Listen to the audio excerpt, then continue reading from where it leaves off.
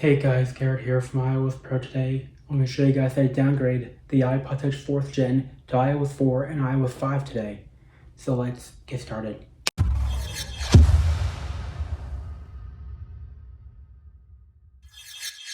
Alright guys, so in order to downgrade the iPod Touch 4 to iOS 4 and iOS 5 today first thing is, you'll need a Mac computer running the latest versions of these operating systems, from OS X Snow Leopard to OS X Yosemite. If you use anything earlier than Snow Leopard and anything later than Yosemite, then Red Snow, the tool we need for this to work, will fail to function altogether or just fail to work properly.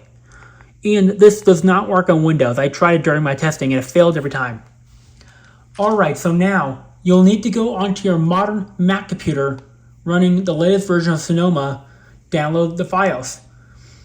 I have the file for iOS 4 and iOS 5 and Red Snow. The link will be in the description below, but you'll have to download these one at a time. Otherwise, the file browser that we're using to download this will say that the file is too big. You can only do one download fully at a time. Otherwise, this will fail to work. So I'm back and my files have finished downloading. So now, you will have to unzip all 3 files, then put them on your desktop for the next step. Because the archive utility on these older computers cannot unzip the files from the drive. I do not know why. Alright, so now we're going to take all 3 files that we downloaded on the desktop here.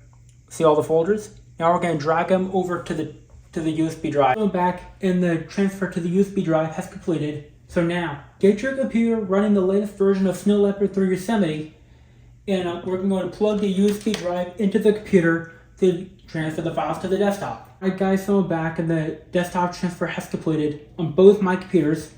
So now what I'm going to do is put the iPod Touches into DFU mode while connected to the computers. So you make sure your iPod is connected to your computer before doing this. Now we're going to power on the iPod. Now press home and power for about 10 seconds till the device powers off. Now, release the power button and keep holding the home button. There we go, there's one. Let me just do the other off camera. Alright guys, so I'm back and both devices are now in DFU mode.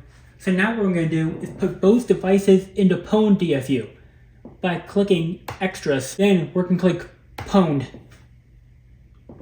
You see, now it's going to start putting in the pwned DFU. And there we go. Now we're in pwned DFU. So now what we're going to do is open iTunes on both computers up. Now we're going to select the IPSW. By holding Option, then click Restore iPod. Now we're going to go to our desktop here. So for the one on the left, I'm going to be doing 4.3.3.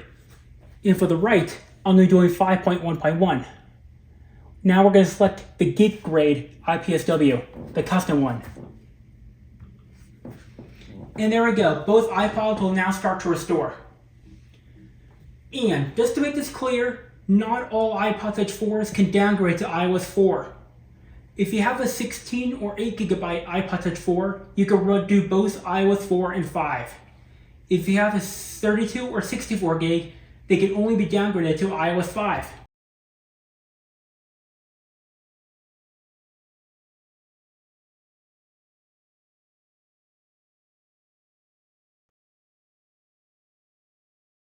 Back and the restore has completed. And I forgot to mention that this is a tethered downgrade, which means we need to use Red Snow to boot the device into the operating system. So now we're going to go back into Red Snow on both computers here. Now we're going to place the device back into DFU mode. So this could take a good solid 10 seconds. But my home button is very sticky, so this could take a couple of tries. That's why I'm pressing very hard. Now we're going to wait until Red Snow can no longer detect a connected device. This only affects iOS 4 and iOS 5. If you're on stock iOS, then you don't have to wait so long.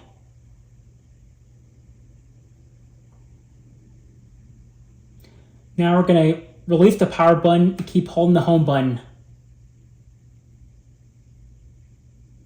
There we go. So now we're in DFU mode. Let me go and get the other one, then I'll come back when I'm done. Alright guys, so I'm back. And both devices are in DFU now. And if you get this error on Yosemite or other systems saying it's in pwned DFU, even though it's not, all you need to do is restart Red Snow. And there we go, the issue is now fixed. So now what we need to do is go into extras on both computers here. We're going to select the IPSW. If you don't select the IPSW, then the computer will not know which OS to boot into. Very important. We're going to go to desktop. On this one, I'm going to click the iOS 4 files. For my iOS 5 device, I click iOS 5. For this one, we're going to select the stock IPSW, not the custom. Alright, so now once that's done, all we need to do now on both computers is click just to boot. And now the computer will start booting the operating systems.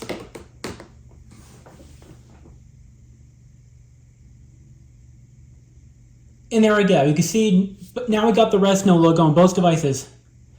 And just like that, both devices are now booting. Alright guys, so I'm back and the boot was successful. Now we're running iOS 4 and iOS 5. For iOS 4, you need to use Yosemite to activate it. Like this. So I'm going to plug my device in, go into iTunes, and it should appear. In a few seconds here, it should activate. And there we go.